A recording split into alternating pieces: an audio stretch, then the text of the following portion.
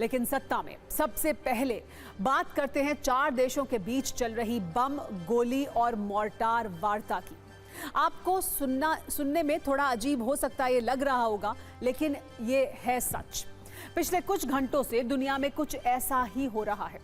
सत्ता के न्यूज मित्रों को आज हम युद्ध वाले वीडियो ट्रेलर दिखा रहे हैं, जिसमें बड़े बड़े किरदार हैं, बड़े बड़े देश हैं। चिंता की बात तो यह है कि ये हमले ऐसे वक्त में हो रहे हैं जब हर मंच पर शांति की बात होती है। पहली तस्वीर पाकिस्तान और अफगानिस्तान प्रायोजित है। मुनीर को असीम सत्ता मिलने के बाद अचानक दोनों देशों में बारूदी लड़ाई तेज हो चुकी है। अफगानिस्तान और पाकिस्तान के बीच माहौल अब महायुद्ध वाला हो चुका है। इसकी पूरी कहानी आज हम आपको बताने वाले हैं। दूसरा वीडियो ट्रेलर और इसके प्रायोजक हैं रूस और यूक्रेन। रूस में पुतिन के कदम रखने के बाद से ही बमबाजी तेज हो गई है। रूस की सेना लगातार यूक्रेन के इलाकों में बमबारी कर रही है।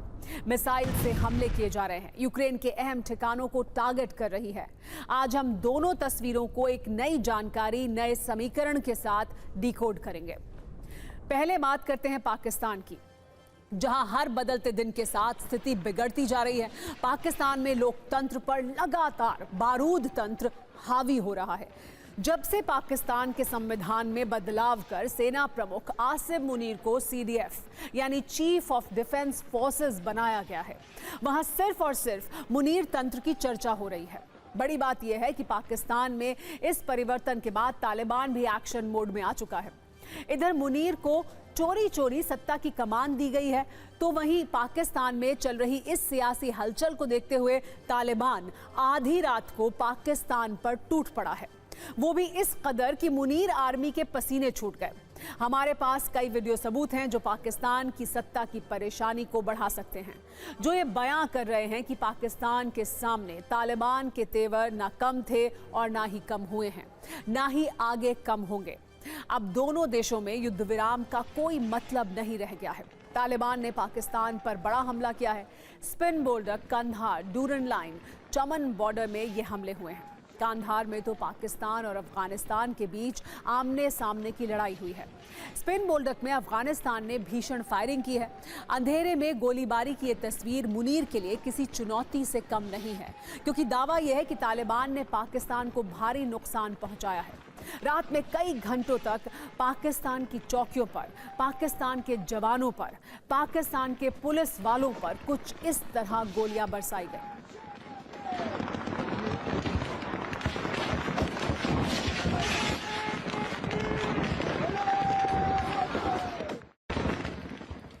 तालिबान पहले ही ये संकेत दे चुका था कि वो अपने तरीके से पाकिस्तान का हिसाब करेगा, पाकिस्तानी सेना की बमबारी का अपने तरीके से जवाब देगा। अब यही हो रहा है। तालिबान के सैनिक मुनीर की सेना को चुन चुन कर टारगेट कर रहे हैं। तालिबान में हमले में कितने लोगों की मौत हुई, इसकी कोई आधिकारिक जानकारी तो नहीं आई है, लेकिन ये कहा जा रहा है कि अफगान के हमले में पाकिस्तान को भारी नुकसान हुआ है।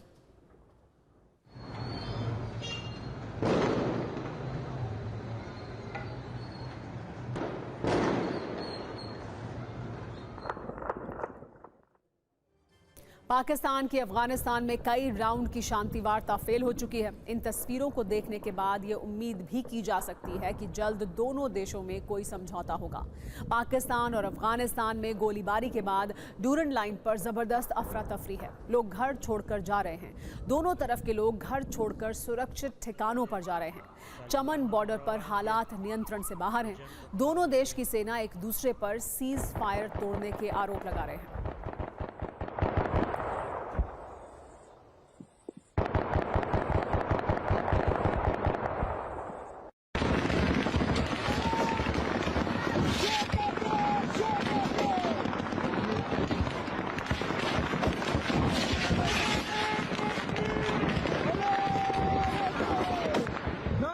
सिर्फ 3 पॉइंट में समझिए कैसे पाकिस्तान में सत्ता वाली हलचल के बाद तालिबान टूट पड़ा है। पाकिस्तान में मुनीर को चीफ ऑफ डिफेंस फोर्सेस बनाया गया। इसके कुछ ही देर के बाद तालिबान ने मुनीर आर्मी की पुलिस चौकियों को उड़ा दिया। पाकिस्तान में मुनीर के हाथों में परमाणु कमान मिली। उधर बॉर्डर पर पाकिस्तान और अफगानिस्तान में फिर युद्ध विराम टूटा। रातों रात मुनीर की असीम सत्ता पर फैसला हुआ। तालिबान ने पाकिस्तान अफगानिस्तान बॉर्डर पर रात भर गोलीबारी की। इन 3 खबरों और जानकारियों से आप समझ सकते हैं कि इस वक्त पाकिस्तान और अफगानिस्तान कैसे युद्ध वाली लैंडमाइन के ऊपर बैठे हैं, जिसमें बड़ा धमाका कभी भी हो सकता है। ऐसा क्यों कहा जा रहा है कि ये भी आप समझिए। सिर्फ तालिबान ने पाकिस्तान में गोलियां नहीं बरसाई हैं, बल्कि पाकिस्तान भी उसी भाषा में जवाब दे रहा है। ऐसा लगता है कि मुनीर ने अपने सैनिकों को अफगानिस्तान में गोली चलाने, बम बरसाने का लाइसेंस दे दिया है। पाकिस्तान अफगानिस्तान के रिहायशी इलाकों में हमले कर रहा है। जमीनी युद्ध के साथ साथ हवाई हमले में भी जुटा है। बोल्डक में पाकिस्तान के हमले में अफगानिस्तान के 5 नागरिकों की मौत की खबर है। मोर्टार से हमले में 5 लोग घायल भी हुए हैं। मतलब आप ये समझ लीजिए कि इधर मुनीर को सत्ता का रिमोट मिला, उधर अफगानिस्तान में विस्फोट हुआ। ऐसा तालिबान के नेता पाकिस्तान पर आरोप लगा रहे हैं, पाकिस्तान की नीति और नीयत को एक्सपोज कर रहे हैं। इन हमलों के बाद पाकिस्तान को अफगानिस्तान ने बड़ी चेतावनी दी है। अफगान सरकार के प्रवक्ता जबीउल्लाह मुजाहिद ने कहा है कि पाकिस्तान को जवाब दिया जाएगा। सही वक्त पर पाकिस्तान को और भी तगड़ा जवाब मिलेगा। अफगानिस्तान की रक्षा के लिए हर जरूरी कदम उठाए जाएंगे। अफगानिस्तान के विदेश मंत्री अमीर खान मुत्ताकी ने भी मुनीर के लिए मैसेज दिया है। ये कहा है कि पाकिस्तान अफगानिस्तान के सब्र का इम्तिहान ले रहा है। पाकिस्तान अफगानिस्तान को अस्थिर करना चाहता है। ऐसी बयानबाजी और बमबाजी के बीच आम लोगों की परेशानी बढ़ चुकी है। चमन बॉर्डर पर सैकड़ों ट्रक फंसे हैं। ज्यादातर ट्रकों में दवा की खेप है। ट्रकों में पाकिस्तान की $200 मिलियन की दवा है। कहा तो यह भी जा रहा है कि तालिबान संघर्ष के अगले दौर की तैयारी कर रहा है। अफगानिस्तान बफर जोन बनाना चाहता है। उसके नागरिक पाकिस्तान के हमले में बच सकें। सिर्फ 120 सेकंड में पाकिस्तान और अफगानिस्तान के लेटेस्ट स्टेटस को आप भी देखिए।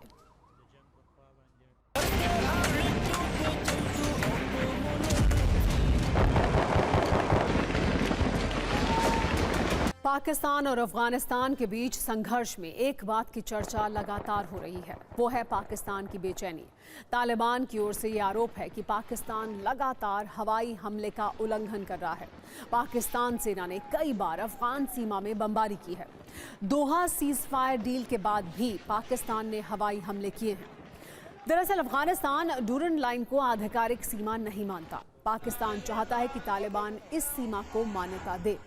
वैसे अंतर्राष्ट्रीय दबाव में पाकिस्तान तालिबान से दूरी बनाता रहा है, लेकिन सिर्फ दिखावे के लिए।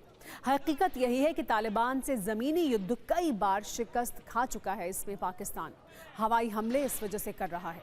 अफगानिस्तान के आम नागरिकों को टारगेट बनाया जा रहा है। सत्ता में अब हम आपको एक आईसीयू में लेकर चलते हैं।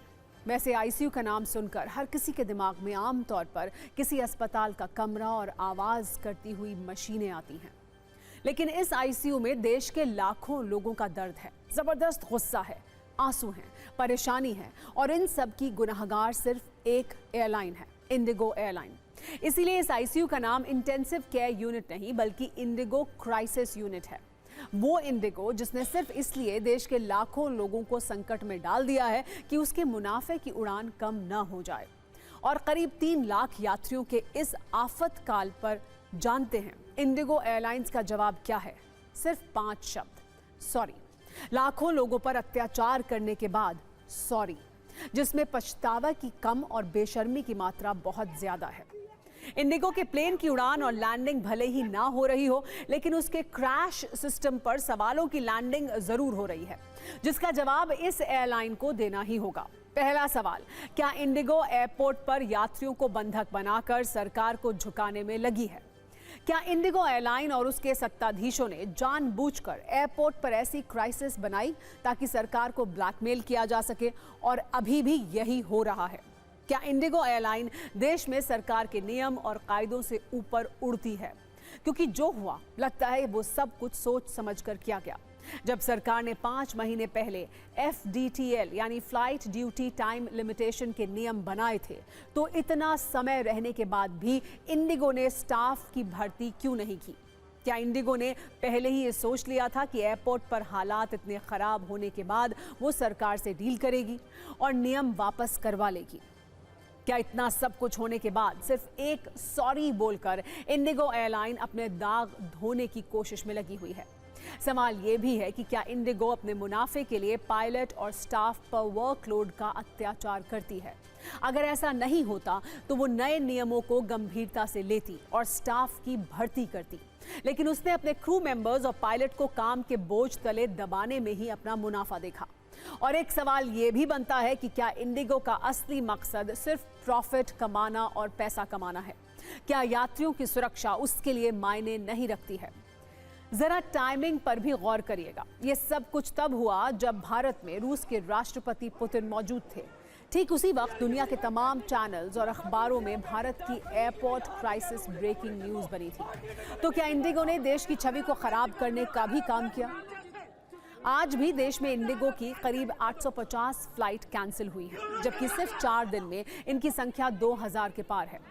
शहर शहर यात्री बेबस और परेशान हैं, जबकि इंडिगो मैनेजमेंट 4 दिन से बहानों की उड़ान भर रहा है। 2 दिसंबर को इंडिगो की ओर से कहा जाता है कि तकनीकी गड़बड़ी और मौसम की दिक्कत है, इसीलिए सरकार के नए नियमों से थोड़ी असुविधा हो सकती है।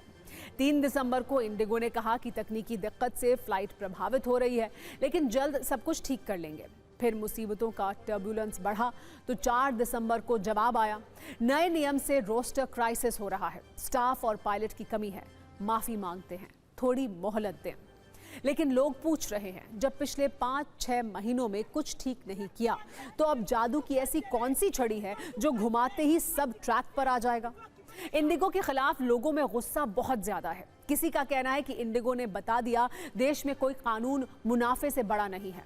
कोई ये लिख रहा है कि यात्रियों को ऐसी परेशानी पर इंडिगो का लाइसेंस रद्द होना चाहिए। किसी के अनुसार इंडिगो का एकाधिकार ही अब देश के लिए संकट बन गया है। तो किसी ने यह दावा किया कि पहले पायलट्स को बंधुआ मजदूर बनाया और अब यात्रियों को बंधक बनाया।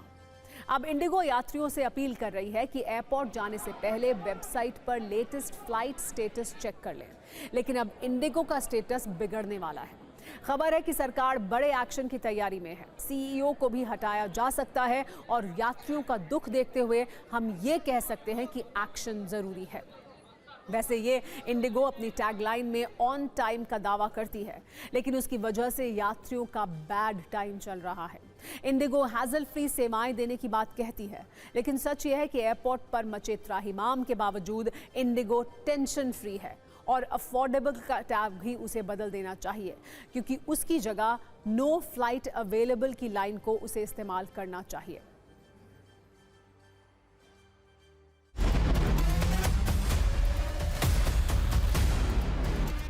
What is going on actually? Nobody the big boss man. यार ये मेरी वाइफ प्रेग्नेंट है। सुबह 7 बजे से यहाँ पे आपसे चार्ज करनी है कि मैं यहाँ आके कह रहा हूँ मुझे कमोडेशन दो। 8 घंटे पहले मेल करवाया था। अब नहीं मिला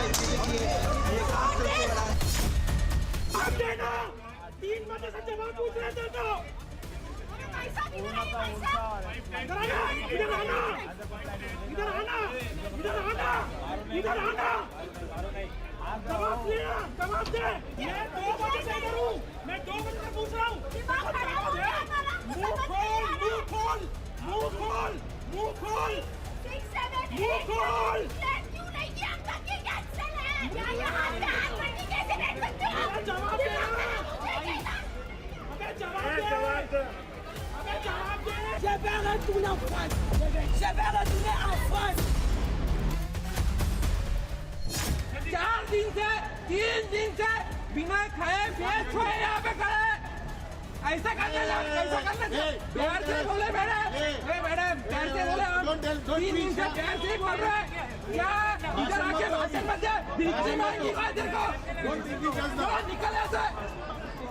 भीख मांगी रहा तेरे को। 3 दिन से बिना खाए पिए सोए बूढ़ा बच्चा लोग बेंगलुरु में अटका था। कल जाके नाइट को लैंड हुआ और बिना बैग के लैंड हुआ। मेरा घर का चाबी उसमें, मेरा पासपोर्ट उसमें। क्या झक मारेंगे यहाँ पे? Situation is worse than it seems. बहुत ही बुरा हाल है, स्पेशली इंडिगो का। 11:30 से फ्लाइट में बैठे हुए हैं। 5:30 की फ्लाइट थी और 2:04 पे भी we are stranded. In line छोटे छोटे बच्चे हैं। Situation is very bad. आज हम आपको इंडिगो का वो मनी मॉडल भी समझाते हैं, जिससे वो भारत की इकलौती और बम्पर मुनाफे वाली एयरलाइन है। लेकिन इसकी कीमत जानते हैं। दावे के अनुसार अपने पायलट और क्रू मेंबर्स पर वर्कलोड वाला अत्याचार और यात्रियों की सुरक्षा को लेकर सवाल। इससे आप ये समझ सकते हैं कि इंडिगो के स्टाफ और क्रू मेंबर्स पर प्रेशर कितना ज्यादा होता है। इसीलिए पायलट यूनियन ने जनवरी 2024 में दिल्ली हाईकोर्ट में एक याचिका दायर की थी। पायलट के ज्यादा काम के घंटे और फ्लाइट सेफ्टी का मुद्दा उठाया था। इसी पर FDTL नियम बने थे, जिसे इंडिगो ने हवा में उड़ा दिया। 24 घंटे में 13 घंटे होने चाहिए और फ्लाइंग आवर्स जिनका होता है 9 आवर्स का होता है, तो 9 आवर्स का इन्होंने 8 आवर्स का कर दिया। तो इनकी पुरानी मांग थी, वो पुराना शेड्यूल वही था, 8 आवर्स का ही था, फिर 9 आवर्स इंडिगो ने बढ़ाया था। तो एक्चुअली एक फ्लाइंग आवर्स में आप जब एक जगह से दूसरे डेस्टिनेशन जाते हैं और फिर आते हैं समझो, तो उसमें नज़दीकी फ्लाइट रहेगी तो 1 घंटा जाने की, कूलिंग पीरियड 45 मिनट्स बाद में कूलिंग, ये सब पढ़ के 4 घंटे हो गए, तो फिर उनको शॉर्ट शेड्यूल जो दिया जाता है वो था वगैरह। अभी रहा बात कि इनका ले ओवर बोलते हैं उसको, लंबी फ्लाइट जाने के बाद में समझो इनको 6-7 घंटा हो गया है, 8 घंटा 9 घंटा, फिर नेक्स्ट फ्लाइट में इनका 9 आवर्स पूरे होने वाले पर, तो उसको ले ओवर उसी जगह रुकाया जाता है, फिर नेक्स्ट डे उसको लाया जाता है। अब हम अपने न्यूज मित्रों को सत्ता के सवाल जवाब वाली कुंजी दिखाते हैं, जिससे ये समझ में आएगा कि हालात कब तक सुधरेंगे और आगे क्या होगा। लोगों के मन में पहला सवाल है कि यात्रियों का ये आफतकाल कब खत्म होगा। तो इंडिगो का दावा है कि 15 दिसंबर तक हालात सुधर जाएंगे, जबकि सरकार ने साफ कर दिया है कि इस क्राइसिस के लिए इंडिगो जिम्मेदार है और एक्शन उस पर लिया जाएगा। दूसरा सवाल, सरकार के नए नियमों से सबसे ज्यादा इंडिगो एयरलाइन ही क्यों प्रभावित हुई है।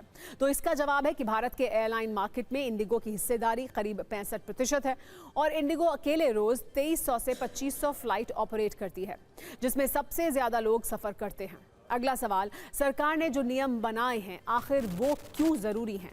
तो सरकार ने अपने नए नियमों में 2 प्राथमिकताएं दी हैं। पहली, यात्रियों की सुरक्षा और दूसरी, पायलट और स्टाफ पर काम के दबाव को कम करना, जिससे हवाई सफर सुरक्षित हो। एक जरूरी सवाल ये भी है कि क्या इंडिगो संकट अचानक से खड़ा हो गया। तो जवाब है, ये पूरा क्राइसिस इंडिगो की लापरवाही का नतीजा है, क्योंकि दावा है कि दूसरी एयरलाइंस ने इस नियम को लागू करने के लिए पायलट और स्टाफ की भर्ती की, लेकिन 5 महीने का वक्त होने के बावजूद इंडिगो ने स्टाफ को नहीं बढ़ाया। आखिरी सवाल ये कि अब सरकार के पास क्या विकल्प हैं और उसकी क्या मजबूरी है। तो जवाब है कि इस संकट को देखते हुए यह स्पष्ट है कि एयरलाइन सेक्टर को तत्काल सर्जरी की जरूरत है। DGCA के पास एक विकल्प ये भी है कि वो नए नियम पूरी तरह वापस ले, लेकिन ये सुरक्षा से समझौता होगा और सरकार ऐसा नहीं करेगी। इसके अलावा दूसरी एयरलाइंस की उड़ानें बढ़ाई जा सकती हैं, लेकिन ऐसा कुछ ही रूट्स पर संभव हो सकेगा।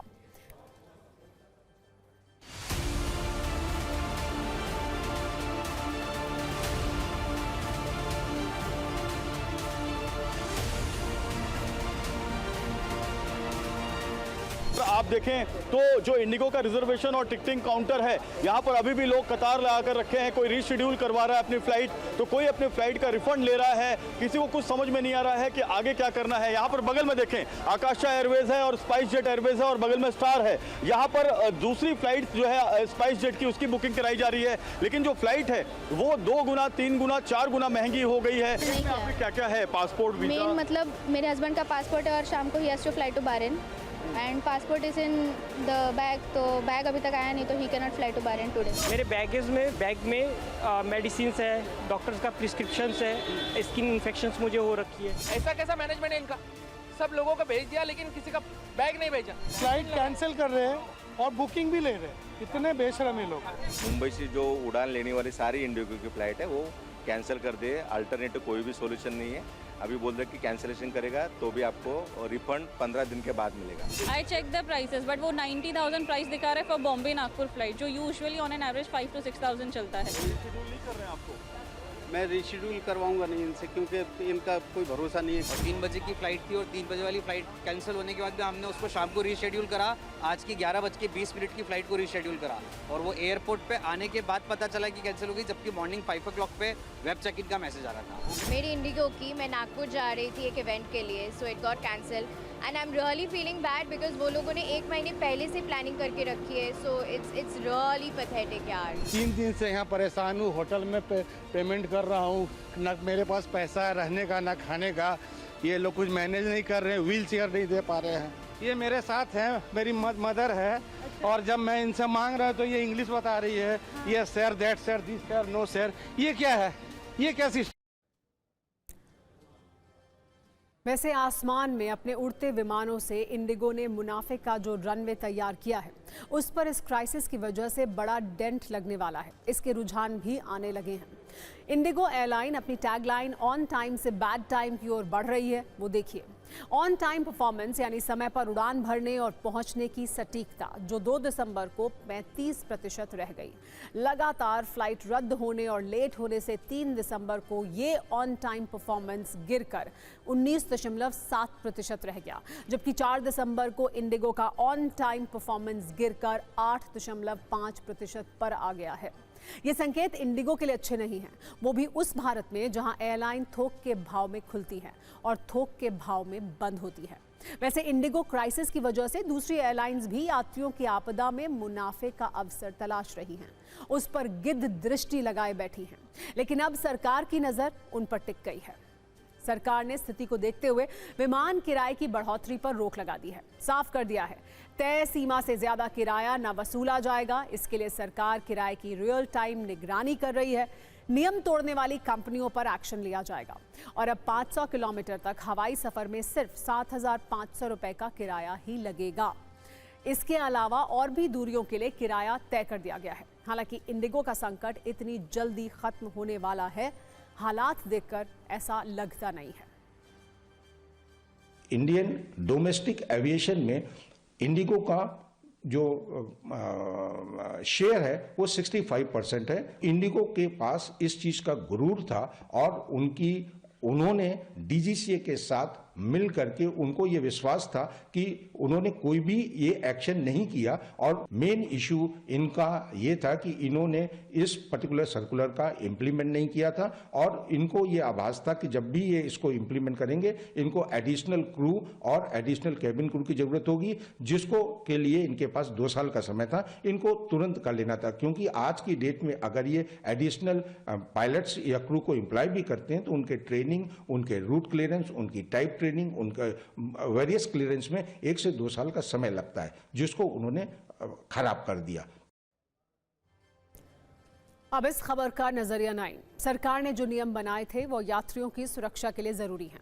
सरकार ये भी मानती है कि पायलट और क्रू मेंबर्स भी इंसान हैं और आराम के हकदार हैं, लेकिन इंडिगो का सपना सिर्फ एक है, मनी मनी।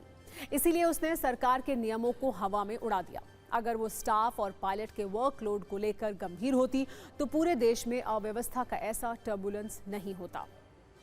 सत्ता में अब पश्चिम बंगाल में मचे नई बाबरी मस्जिद वाले बवाल की बात करते हैं, जिसके केंद्र में है टीएमसी के निलंबित विधायक हुमायूं कबीर, जिन्होंने कई दिन पहले ही ये ऐलान कर दिया था कि अयोध्या की बाबरी मस्जिद की तर्ज पर बंगाल में एक नई बाबरी मस्जिद का निर्माण करवाएंगे। आज हुमायूं कबीर ने मुर्शिदाबाद जिले में बेलडांगा बाबरी मस्जिद की आधारशिला रखी। कड़ी सुरक्षा व्यवस्था के बीच मंच पर मौलवियों के साथ फीता काटकर मस्जिद बनाने का ऐलान किया। इस कार्यक्रम में हजारों लोगों की भीड़ जुटी। बंगाल के अलग अलग जिलों से आए लोगों में कोई अपने सिर, कोई ट्रैक्टर ट्रॉली तो कोई रिक्शा या वैन से ईंट लेकर कार्यक्रम स्थल पर पहुंचा था। इस दौरान लोगों ने मजहबी नारे लगाए। बाबरी मस्जिद के शिलान्यास कार्यक्रम में सऊदी अरब से धार्मिक नेता पहुंचे थे। इस कार्यक्रम को लेकर बेलडांगा और आसपास के इलाकों में कड़ी सुरक्षा व्यवस्था की गई थी। आर्म्ड फोर्स की 19 टीमें, रैपिड एक्शन फोर्स, बीएसएफ और स्थानीय पुलिस की कई टीमों समेत 3000 से ज्यादा जवान तैनात किए गए थे। हुमायूं कबीर ने 25 नवंबर को ही कह दिया था कि 6 दिसंबर को अयोध्या में विवादित ढांचे के विध्वंस के 33 साल पूरे होने पर बाबरी मस्जिद की आधारशिला रखेंगे, जिस पर खूब सियासी कलेश हुआ था। टीएमसी ने 4 दिसंबर को हुमायूं कबीर को पार्टी से निलंबित कर दिया। पार्टी से निकाले जाने के बाद भी हुमायूं कबीर ने तेवर नहीं बदले। आज उन्होंने बाबरी मस्जिद के साथ साथ मेडिकल कॉलेज और हेलीपैड बनवाने वाला ज्ञान भी दिया।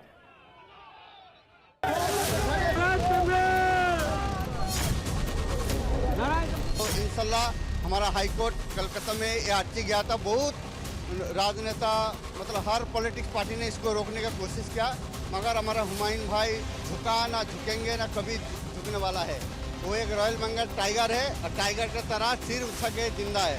हम जाएगा बाबरी मस्जिद बनाने के तैयारी करेगा हुमायूं कबीर से, वहाँ पर जाएगा। ये जो बाबरी मस्जिद हमारा वेस्ट बंगाल के अंदर बेलडंगा में बन रहा है, तो यूपी में आदमी रो रहा है भाई क्या हो गया, जितना संघ आदमी है भाई ये कर दिया हमारा, वो कर दिया। अरे भाई तुम्हारा कौन सा क्या कर दिया भाई, ये तो बंगाल में हो रहा है, तुम्हारा क्यों जलन हो रहा है?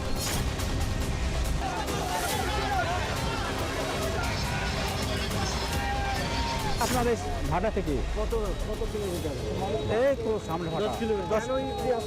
হ্যাঁ কেন ঈদ নিয়ে আসছেন বলুন? এই তো মসজিদ জন্য ঈদ টানছি। বাবরি মসজিদের জন্য আনন্দ সহে বাবরি মসজিদকে তৈরি করने के लिए ঈদটা লাগেगा।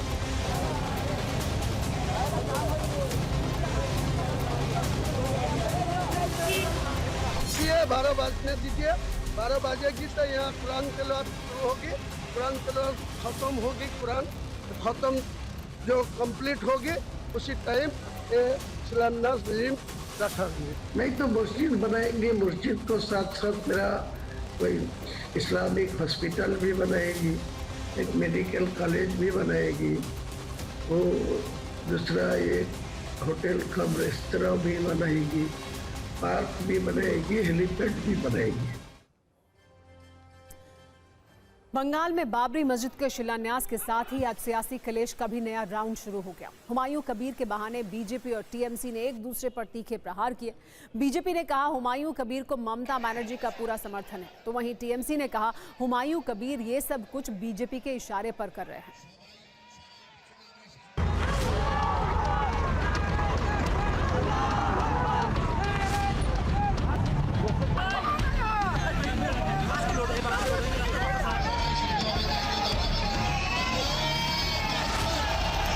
इस देश में मस्जिदों का विरोध नहीं है, लेकिन एक आक्रांता जिसने भारत पर आक्रमण किया, मुगल बादशाह बाबर के नाम पर अगर कोई मस्जिद बनाता है तो उसके नियत में खोट है और यह काम ठीक नहीं है। जाहिल आदमी है, नफरत फैला करके अपना नाम पैदा करना चाहता है। असल में जो भारतीय जनता पार्टी के अंदर रहे हुए लोग होते हैं ना, जो इस तरह की क्लास लेके आए होते हैं, वो सिर्फ नफरत फैला सकते हैं। तो ये नफरती चिंटू उसी क्लास का स्टूडेंट है। फूटे बच चुका है, यानी सत्ता में आज का वक्त खत्म हो गया है। कल शाम 7 बजे आपसे एक बार फिर मुलाकात होगी। तब तक सभी न्यूज़ मित्रों से मेरी गुजारिश है कि वो सत्ता की न्यूज़ रील्स को ज़्यादा से ज़्यादा शेयर करें